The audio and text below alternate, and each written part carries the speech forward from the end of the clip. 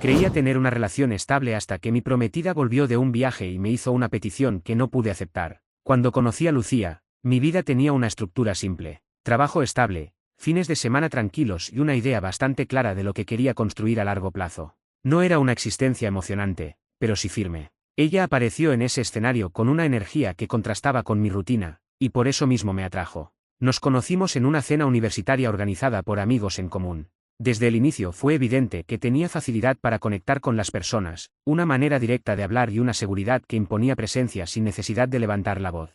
Nuestra relación avanzó con rapidez, pero no de forma impulsiva. Primero largas conversaciones, luego citas planeadas con cuidado y con el paso de los meses, una convivencia que surgió casi sin darnos cuenta. Compartíamos gastos, responsabilidades y decisiones cotidianas. No había grandes discusiones ni escenas dramáticas. Los desacuerdos se resolvían con diálogo. Eso me hizo confiar. Pensé que estaba con alguien que sabía lo que quería. Tras 4 años juntos, le propuse matrimonio. No fue un gesto repentino. Habíamos hablado de futuro, de comprar un lugar propio y de cómo nos imaginábamos dentro de 10 o 15 años. Lucía aceptó sin dudar. Lloró, me abrazó y llamó a su familia esa misma noche. Yo sentí alivio, orgullo y una certeza tranquila: estaba dando el paso correcto. Los meses siguientes transcurrieron con normalidad. Planeábamos la boda sin prisas, evaluábamos opciones y ajustábamos gastos. Ella seguía con su trabajo, yo con el mío. Los fines de semana visitábamos a amigos o nos quedábamos en casa viendo series. Todo parecía encajar.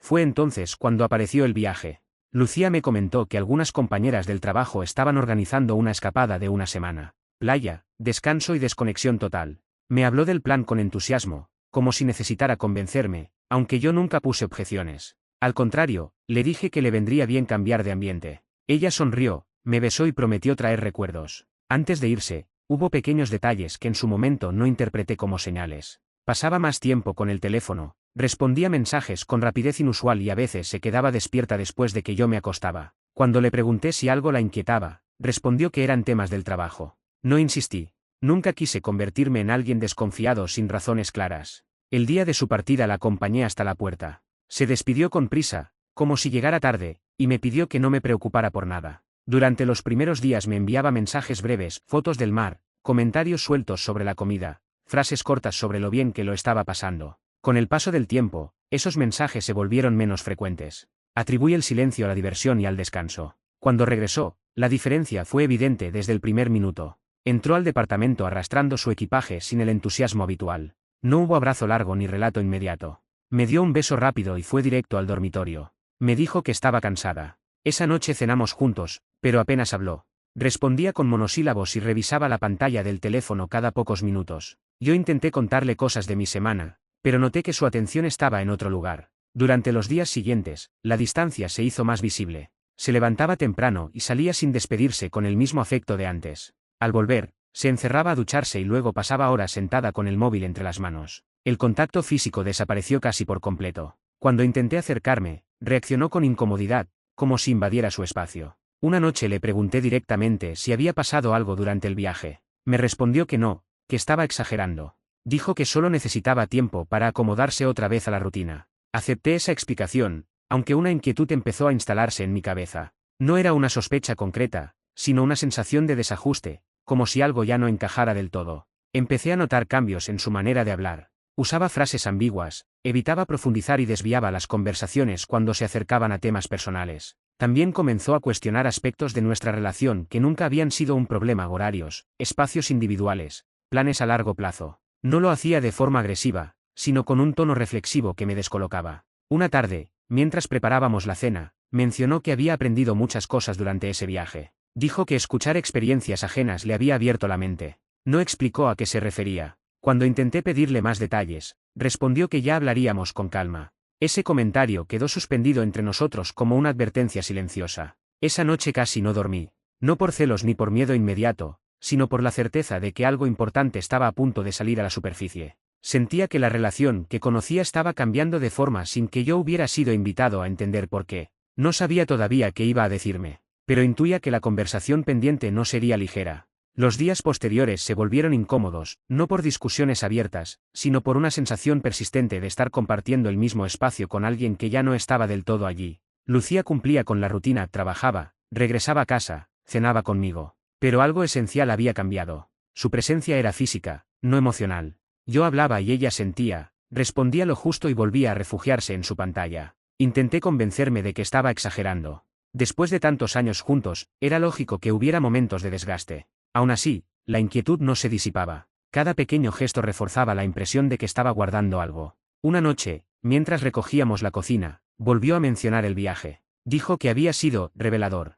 Esa palabra quedó flotando entre nosotros. Dejé el plato que estaba secando y la miré con atención. Le pedí que me explicara qué quería decir. Dudó unos segundos antes de responder. Se apoyó en la encimera, cruzó los brazos y dijo que necesitaba hablar conmigo con calma. Nos sentamos en el sofá. No encendió la televisión. Dejó el teléfono boca abajo sobre la mesa, algo que no había hecho en días. Ese detalle me puso en alerta. Su postura era rígida, como si estuviera ensayando mentalmente cada frase. Empezó diciendo que me quería, que valoraba todo lo que habíamos construido y que yo había sido una pareja presente. Escuchar esa introducción me generó una mezcla de alivio y temor. Sabía que cuando alguien comienza así, lo que sigue no suele ser sencillo. Luego habló de crecimiento personal, de experiencias ajenas que la habían hecho reflexionar, de cómo algunas personas lograban mantener vínculos duraderos replanteando ciertas normas. Usaba expresiones amplias, poco concretas. Yo la escuchaba, intentando no interrumpir, aunque cada frase aumentaba mi incomodidad. Le pedí que fuera directa. Le dije que prefería una explicación clara antes que rodear el asunto con ideas abstractas.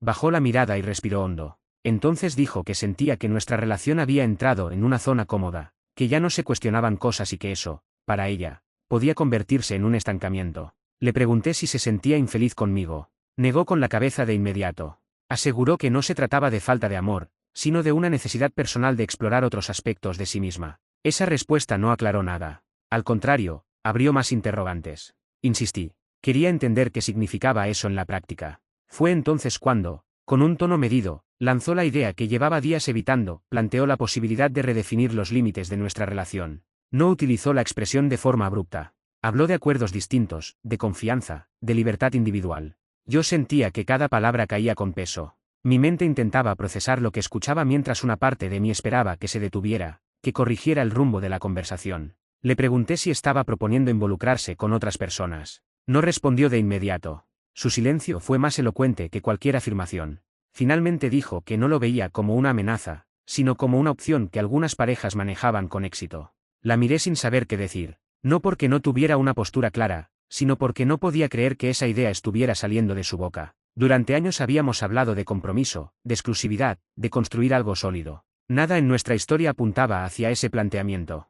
Le dije que eso no encajaba con lo que yo entendía por relación, que no era una cuestión de miedo ni de inseguridad, sino de valores. Ella respondió que no esperaba una decisión inmediata, que solo quería abrir el diálogo. Esa frase me resultó desconcertante. Para mí, no era un tema que pudiera ponerse sobre la mesa como si se tratara de elegir un destino de vacaciones. Sentí que todo lo que habíamos proyectado estaba siendo cuestionado de golpe. Le pregunté si había alguien más. Negó de forma tajante. Dijo que no había ocurrido nada concreto, que todo era teórico. Sin embargo, su lenguaje corporal no transmitía tranquilidad. Evitaba sostenerme la mirada y jugaba nerviosa con sus manos. Me levanté del sofá. Necesitaba espacio para pensar. Caminé hasta el dormitorio y me senté en la cama con la cabeza entre las manos. Intenté ordenar mis pensamientos. Había señales que no quise ver. Había algo que yo hubiera hecho mal. Cuanto más reflexionaba, más claro tenía que esa propuesta no había surgido de la nada. Volví al salón al cabo de un rato. Ella seguía allí, inmóvil. Le dije con calma que no podía aceptar algo así, que para mí, una relación no funcionaba bajo esos términos. No levanté la voz ni hice reproches. Simplemente expuse mi límite. Lucía asintió, como si hubiera anticipado esa respuesta. Dijo que lo entendía, pero añadió que tal vez ambos necesitábamos replantearnos lo que queríamos a futuro. Esa frase marcó un antes y un después. Ya no se trataba de una idea hipotética, sino de una diferencia profunda. Esa noche dormimos en la misma cama, pero a una distancia que nunca había existido entre nosotros. No hubo contacto ni palabras de despedida antes de apagar la luz. Yo permanecí despierto durante horas, repasando cada momento reciente, tratando de identificar en qué punto exacto las cosas habían empezado a torcerse. Sabía que la conversación no había terminado. Solo había abierto una grieta que ya no podía ignorarse. A la mañana siguiente me desperté antes que ella. No había dormido casi nada. La conversación de la noche anterior se repetía en mi cabeza como una escena mal cerrada, una de esas que no te dejan avanzar porque sabes que falta algo importante por decirse. Permanecí acostado unos minutos observando el techo, escuchando su respiración tranquila, como si nada se hubiera alterado. Eso me resultó casi insultante. Me levanté con cuidado y fui a la cocina.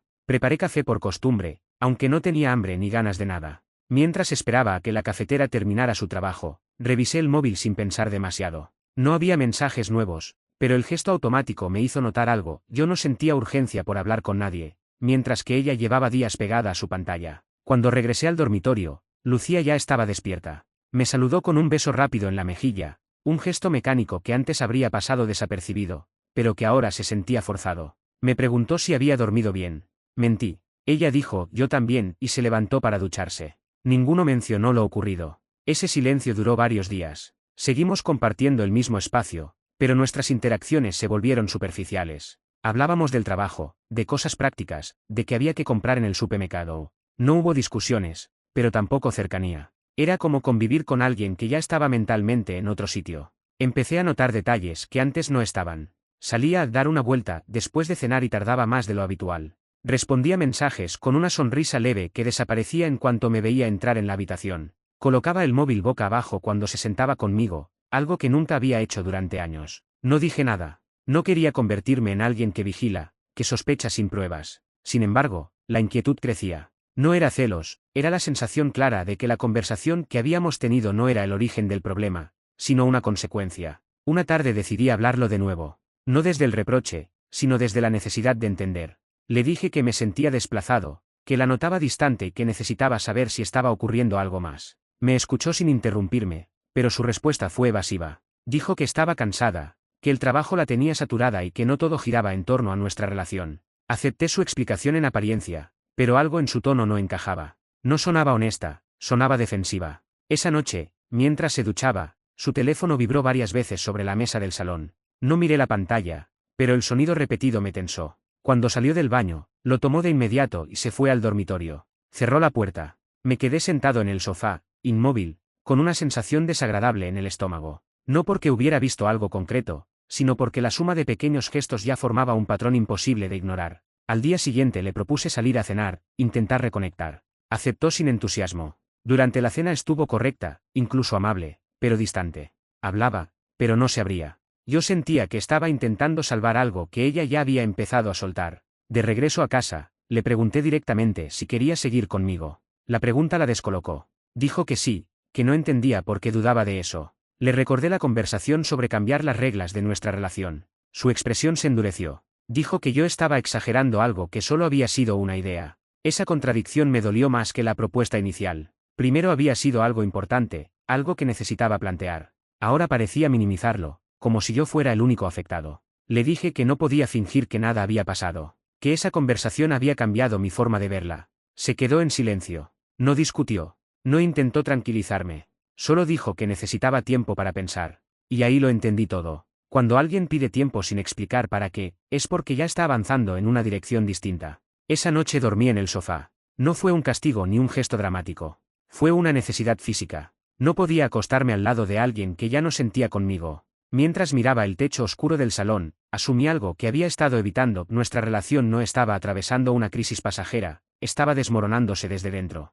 A la mañana siguiente le dije que necesitábamos una conversación definitiva. Nada de medias frases ni ideas ambiguas. Asintió con cansancio. Nos sentamos uno frente al otro, como dos personas que ya no saben cómo hablar el mismo idioma. Le pedí honestidad total. Le dije que prefería una verdad incómoda antes que seguir viviendo en la duda. Sus ojos se humedecieron, pero no lloró. Me dijo que durante el viaje había conocido a gente que le hizo cuestionarse muchas cosas, que se dio cuenta de que quería experiencias distintas, que no estaba segura de seguir el mismo camino que yo. No mencionó nombres. No hizo confesiones concretas. Pero ya no hizo falta. La distancia, los silencios, la propuesta inicial y su actitud posterior encajaban demasiado bien. Le pregunté si seguía creyendo que redefinir la relación era una opción. Asintió lentamente. Dijo que no quería perderme, pero tampoco quería sentirse limitada. Esa frase fue el punto final para mí. Le respondí con calma, quizá con más control del que sentía por dentro. Le dije que yo no podía ofrecerle eso, que no iba a convertirme en una opción mientras ella exploraba otras posibilidades. Que la quería, sí, pero no a costa de traicionarme a mí mismo. Nos miramos en silencio durante unos segundos largos. Entonces entendí que ya no estábamos discutiendo el futuro, sino aceptando el final. Y supe que, aunque aún no se había dicho en voz alta, la ruptura ya había empezado. No hubo gritos ni escenas exageradas después de aquella conversación. Eso fue lo más desconcertante.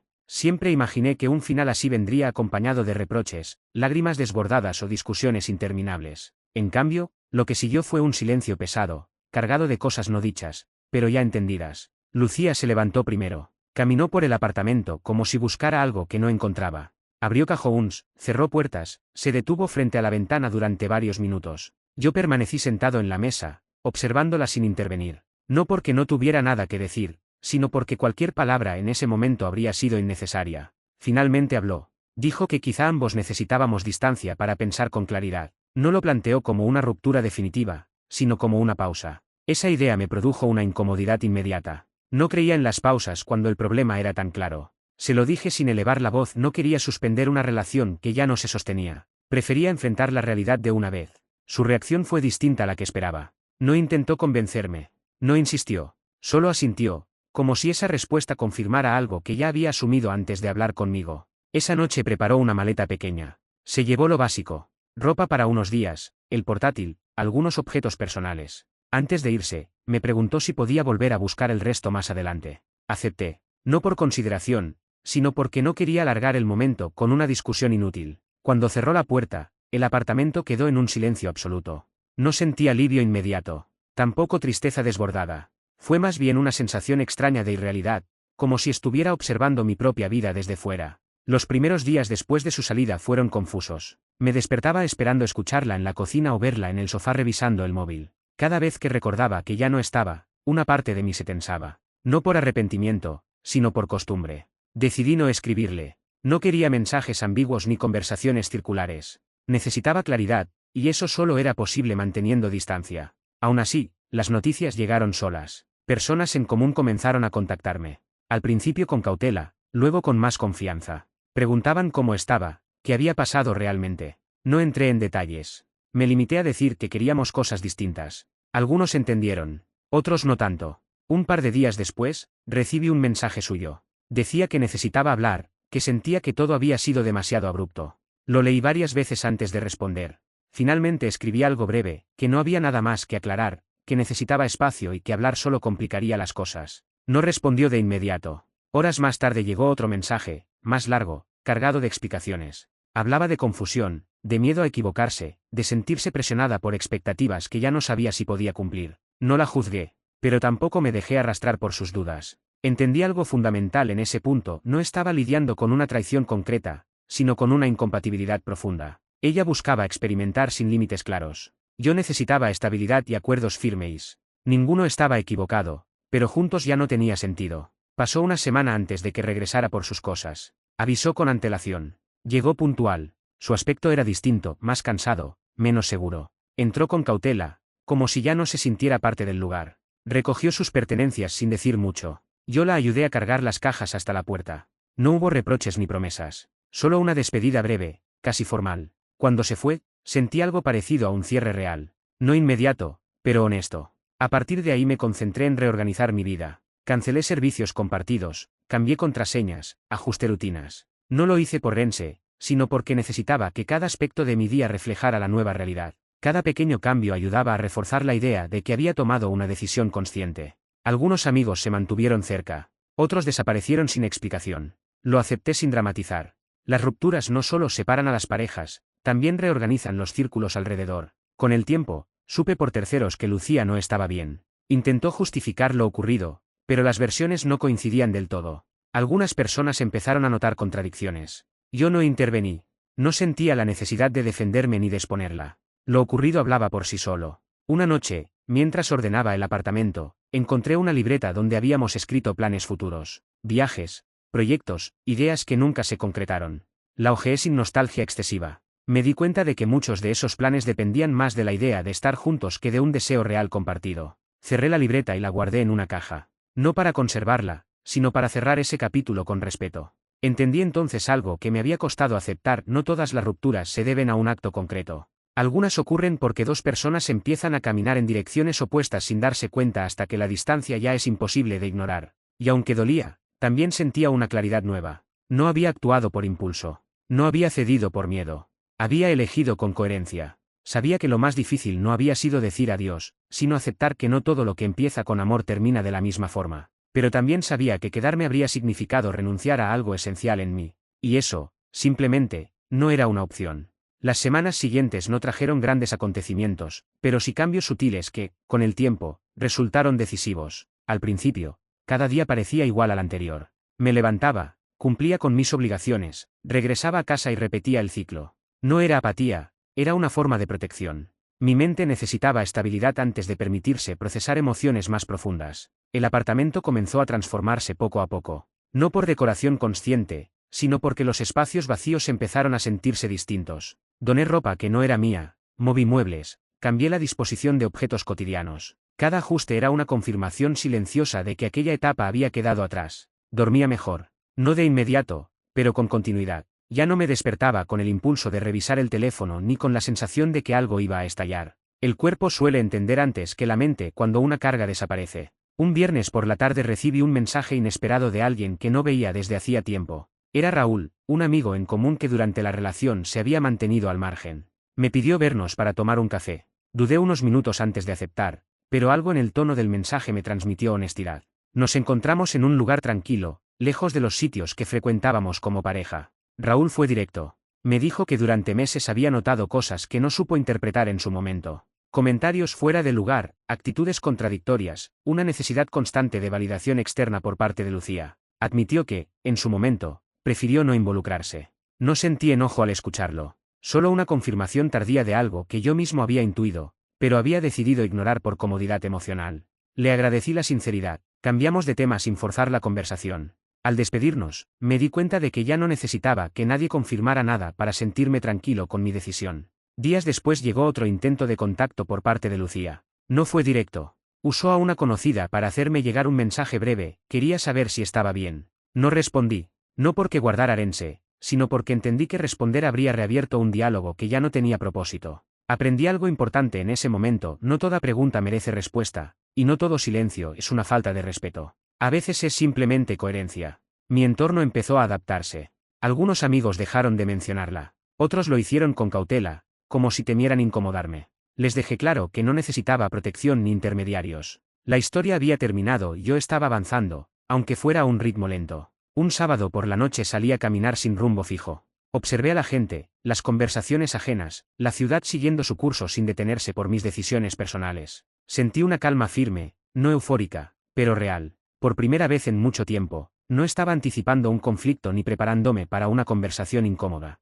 Esa noche, al volver a casa, abrí el armario donde antes estaban sus cosas. Ya no quedaba nada. Cerré la puerta sin nostalgia. No sentí pérdida, sentí orden. Con el paso de los meses, la imagen que tenía de la relación también cambió. Dejé de idealizar los buenos momentos y de justificar los incómodos. Vi la historia completa, con sus luces y sombras, sin necesidad de inclinarla hacia ningún extremo. Eso fue lo que más me ayudó a soltar. Entendí que no había fallado por no adaptarme a una propuesta que iba en contra de mis límites. Al contrario, había sido honesto conmigo mismo. Y esa honestidad, aunque incómoda al principio, terminó siendo liberadora. Una tarde recibí una llamada de mi madre. Me preguntó cómo estaba, sin rodeos. Le dije la verdad: estaba bien, mejor de lo que esperaba. No porque todo fuera perfecto, sino porque ya no vivía en contradicción constante. Me dijo algo que se quedó conmigo: elegir lo que necesitas no siempre se siente bien al inicio, pero suele ser lo correcto. Colgué y me quedé pensando en eso. La historia no terminó con una nueva relación ni con una revelación impactante.